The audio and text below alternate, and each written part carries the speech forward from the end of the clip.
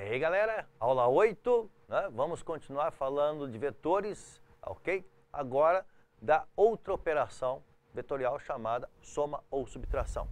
Na aula 7 nós falamos de produto escalar e hoje, agora nós vamos falar nessa aula sobre soma e subtração de vetores. Legal?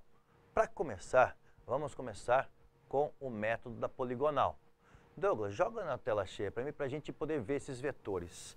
Olha só, eu tenho um vetor V1, que é vertical para baixo, um vetor V2, que é inclinado para baixo, um vetor V3, inclinado para cima, um vetor V4, é vertical para baixo também, e um vetor V5 inclinado para a esquerda. Legal vocês repararem isso junto comigo? Galera, olha, alguém poderia até já me dizer assim, pica-pau, pelo que você falou na aula 7, eu poderia até dizer que o vetor V4 é igual ao vetor V1. Isso, garoto! Beleza! Sacou a ideia. O vetor V4 é igual ao vetor V1, por quê? Porque eles têm o mesmo tamanho, estão na mesma direção, estão no mesmo sentido. Então, o vetor V4 é igual ao vetor V1. Putz, muito massa, cara. Agora, como é que eu poderia somar vetores? Como é que se processa a soma de vetores? Então, existe uma metodologia, tá? Nós vamos trabalhar com dois métodos de soma. Então, olha só. Opa, pulou demais. Joga lá. Nossa, olha lá. Eu vou somar os vetores V1 com o vetor V2, o vetor V3, o vetor V4, o vetor V5. Para fazer essa operação de soma, então, meninos e meninas, está aqui, tá? Sem que haja a alteração das características dos vetores, deslocá-los, vou colocá-los em um outro lugar, mas sem mudar suas características, módulo, direção e sentido, de forma a conectá-los, fazer o quê? Como se fosse uma filinha indiana, ok? Ora, vou somar então S1, que vai ser, então, vetor soma 1, igual ao vetor V1, mais o vetor V2, mais o vetor V3, mais o vetor V4, mais o vetor V5. Então, somar todos os vetores, tá? Se vocês repararem comigo, ali o V4 eu coloquei um sinal negativo. O que é aquilo? É uma subtração. Exato. O que é uma subtração? É a soma com o vetor oposto. Pica-pau. Pera aí, acho que eu estou me ligando no que vai acontecer. Vamos ver? Coloquei lá o vetor V1. Então, a partir de um ponto ali, um ponto de partida, uma região que você fala assim, aqui é conveniente colocar o vetor V1. Coloquei o vetor V1. Então, agora a gente vai passar a colocação do vetor V2, tá? O vetor V2, se vocês lembrarem comigo, olha lá, era inclinado para baixo. Então, o que eu fiz? Juntei a extremidade oposta do vetor V2 com o vetor V1, com a ponta do vetor V1. E agora, vou somar o vetor V3. Dá uma olhadinha no vetor V3. Então, lá, a extremidade oposta do vetor V3 com a ponta do vetor V2, mantendo sempre a sua orientação. E o vetor V4? Não, mas pica-pau, esse não era o vetor V4. Exatamente, não era. Quem que é esse? Esse é o menos V4, é o vetor oposto do vetor V4. Legal? E o V5, cadê o V5? Pronto. Mas espera aí, desde quando isso é uma soma? Calma. Você chegou ali numa figura, tá joia? Aberta. O que eu vou ter que fazer? Eu vou ter que fechar essas figuras aí para virar um polígono, né? A ideia de polígono, poligonal, figura de vários lados. Então, para eu ter um polígono, vou fechar. E o fechamento se dá com quem? Exatamente com o vetor soma. Reparem no vetor soma, joga na tela cheia para mim mais um pouquinho, Douglas. Reparem que o vetor soma é o único que trabalha contra os outros. Vai ficar pontinha com pontinha, bundinha com bundinha. Beleza? Voltando lá. Olha que legal. Então, vai rolar ali o que? Um vetor soma que sai do início, de onde tudo começou, e aponta para o último vetor. Então, isso é o vetor soma pelo método da poligonal. Legal? Joia? Muito bem. Não é o único método. Nós temos também o método chamado, olha lá, método do paralelogramo, onde então eu coloco ali dois vetores que nós já trabalhamos, o V2 e o V3. Tá joia? Tá? Ora, o que esses dois vetores são? Esses dois vetores, vejam que eles estão com as suas extremidades opostas unidas, exatamente, atuando ambos sobre um corpo, tá joia? Então, eu vou dizer que eles são concorrentes e coplanares.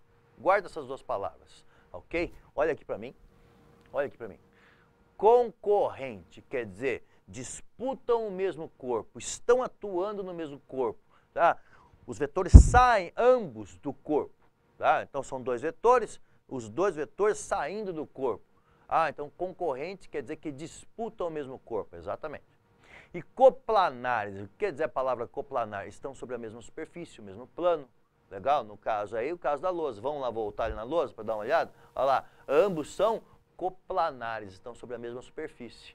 Ô, Pica-Pau, como é que funciona o método do paralelogramo? Vamos dar uma olhadinha aqui, então, olha lá. Eu vou traçar paralelas. Daí o porquê da ideia de paralelogramo. Traçar paralelas. Uma paralela ao vetor V2, passando pela extremidade do vetor V3. E uma paralela do vetor V3, passando pela extremidade do vetor V2. Fiquei ali com uma figura de lados paralelos. Tá joia? Diga-se de passar, essas paralelas têm os mesmos tamanhos dos vetores. Então, a paralela de V3 tem o mesmo tamanho de V3. A paralela de V2, o mesmo tamanho de V2. Aonde se cruzarem essas paralelas, é para onde vai apontar quem? Vai apontar o vetor soma, também conhecido como vetor resultante. Legal? Soma ou resultante, tanto faz o nome. Tá joia? Ora, esse vetor soma ou resultante pode ser calculado, tá? E a gente tem aí o seguinte, ó, o ângulo entre os vetores V3 e V2, tá? Identificado como alfa. Se o ângulo alfa for 90 graus, eu vou usar quem? Pitágoras. Está lá descrito para vocês, está vendo ali? Pitágoras. S ao quadrado é igual a V2 ao quadrado mais V3 ao quadrado. Ou seja, eu vou pegar o tamanho do vetor V2, elevar ao quadrado, mais o tamanho do vetor V3, elevar ao quadrado, certo?